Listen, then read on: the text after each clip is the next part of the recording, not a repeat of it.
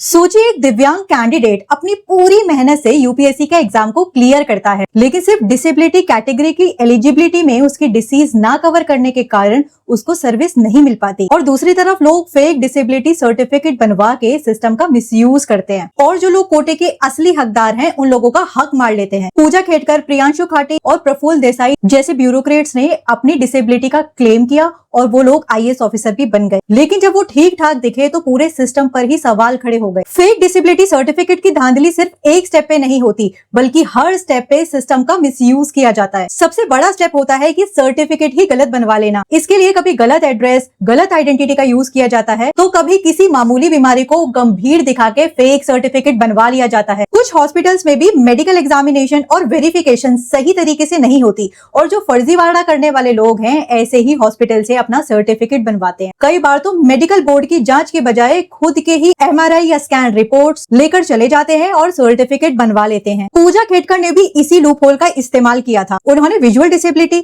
Locomotor disability और intellectual disability का fake certificate बनवाया था और इसके तहत वो मल्टीपल डिसेबिलिटी की कैटेगरी के अंदर आ गई थी। साथ ही उन्होंने फर्जी एड्रेस, फर्जी राशन कार्ड दे के ओबीसी नॉन क्रीमी लेयर का सर्टिफिकेट बनवा लिया था। लेकिन दूसरी तरफ कार्तिक जैसे जेन्युइन कैंडिडेट्स हैं। यूपीएससी का एग्जाम क्लियर करने के बाद भी कार्तिक जैसे कैंडिडेट्स को जॉब नहीं मिलती। उनका केस जेन्युइन था, लेकिन यूपीएससी की कैटेगरी के अंदर मस्कुलर डिस्ट्रॉफी को इंक्लूड ही नहीं किया जाता है। मस्कुलर डिस्ट्रॉफी एक ऐसी कंडीशन है जिसमें बचपन के समय से ही मसल की फंक्शनिंग पूरी तरीके से कम हो जाती है उम्र बढ़ने के साथ साथ। कार्तिक की कंडीशन में उनकी लोअर बॉडी की फंक्शनिंग वक्त के साथ साथ अफेक्ट हुई। उनकी रैंक भी अच्छी थी, पर उनसे लोअर रैंक वाले कैंडिडेट्स को सर्विस मिल गई पर उनको नहीं मिल पाई। कार्तिक के साथ ये पहली बार नहीं हुआ है। उन्होंने कई बार यूपीएससी एग्जाम को क्लियर करा है, तब भी उनको सिस्टम से इंसाफ नहीं मिला। एक तरफ सिस्टम कार्तिक जैसे कैंडिडेट को, जिनके पास लगन, जज्बा और काबिलियत है, सिर्फ एलिजिबिलिटी कैटेगरी के लूपहोल की वजह से सर्विस नहीं मिल पाती, और दूसरी तरफ वही सिस्टम कुछ ऐसे कैंडिडेट्स को आगे बढ़ाता है जिनके डिसेबिलिटी क्लेम्स पे भारी सवाल खड़े हो जाते हैं।